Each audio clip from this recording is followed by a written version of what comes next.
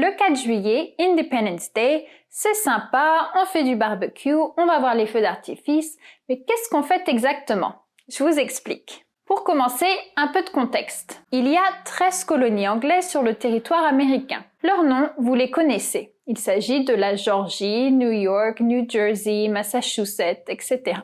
Elles prêtent allégeance à la couronne d'Angleterre, mais elles sont très indépendantes, que ce soit par rapport à l'Angleterre ou même entre elles. Donc l'identité américaine à ce moment-là, ça n'existe pas vraiment. Jusque-là, tout va bien.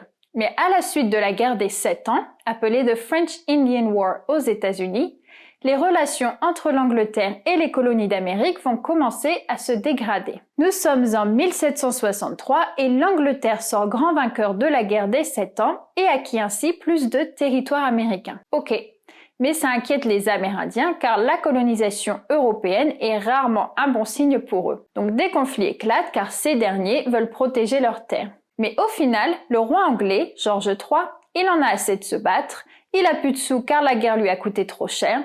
Donc pour garder la paix, il proclame une frontière appelée The Proclamation Line avec les colonies d'un côté et les tribus amérindiennes de l'autre et déclare que les colons n'ont pas le droit de franchir cette ligne. Aussi, pour régler ces problèmes d'argent, l'Angleterre décide d'imposer de nouvelles taxes aux colonies d'Amérique comme le Stamp Act, une taxe sur tous les produits imprimés comme les journaux ou les cartes de jeu. Après tout, l'Angleterre a dépensé l'argent pour défendre les colonies sur le sol américain.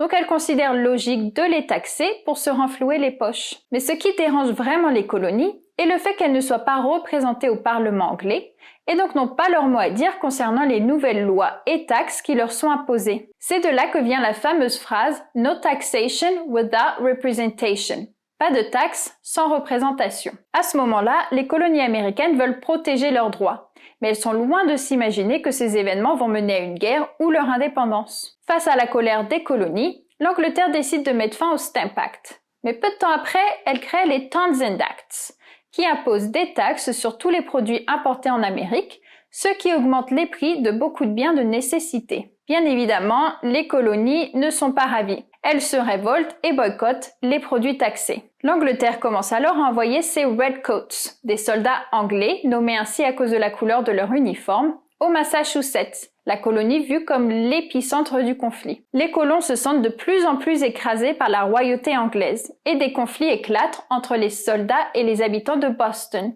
dont un conflit qui sera surnommé le Boston Massacre, pendant lequel les soldats anglais ont ouvert le feu sur les colons. L'Angleterre met alors fin aux Townshend Acts, mais garde l'impôt sur le thé juste pour montrer que c'est quand même eux qui décident, et surtout parce que ça rapporte. Et tout s'amène à la fameuse Boston Tea Party en 1773, qui n'était pas un petit goûter avec des amis anglais, mais plutôt un acte de rébellion pendant lequel les colons ont jeté des cargaisons de thé à l'eau. Le Parlement anglais décide donc de punir le Massachusetts avec des lois qui seront nommées les lois intolérables et qui, entre autres, ferment le port de Boston et réquisitionnent des maisons pour y héberger des soldats anglais. Quelques mois plus tard, en 1774, le célèbre Benjamin Franklin convoquera des représentants des 13 colonies à Philadelphie et crée le Congrès continental. C'est la toute première fois que les 13 colonies d'Amérique se réunissent. L'objectif est de faire pression sur le Royaume-Uni pour défendre leurs droits. Mais le roi d'Angleterre voit ce rassemblement comme un acte de rébellion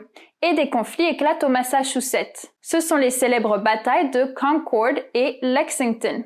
Un représentant du Massachusetts, un avocat dont vous avez sûrement déjà entendu parler, John Adams, demande l'aide du Congrès continental pour pouvoir contrer l'armée anglaise. Le Congrès vote alors pour la création d'une armée continentale et George Washington, héros lors de la guerre des 7 ans auprès des Anglais, est nommé général de cette armée, mais cette fois-ci contre les Anglais. Maintenant, c'est bien beau de faire la guerre, mais dans quel but? Les colonies se disent que si elles écrivent un document qui explique l'objectif de la guerre, cela leur permettra de rallier plus de monde à leur cause. C'est à ce moment-là que l'on commence à parler d'indépendance. Thomas Jefferson rédige alors la Déclaration d'indépendance et Benjamin Franklin et John Adams y mettent leur grain de sel, ce qui, entre nous, n'a pas beaucoup plu à Jefferson. La déclaration contient 27 plaintes contre le roi anglais et liste les droits fondamentaux qui seront accordés aux Américains, inspirés par la philosophie des Lumières qui est très à la mode à cette période. Mais il ne faut pas croire que tout le monde s'est mis d'accord du jour au lendemain sur l'indépendance du pays. Ça a été le sujet de nombreux débats et le Congrès continental a tenu à obtenir un vote unanime pour éviter des conflits entre les colonies, en plus de la guerre avec l'Angleterre.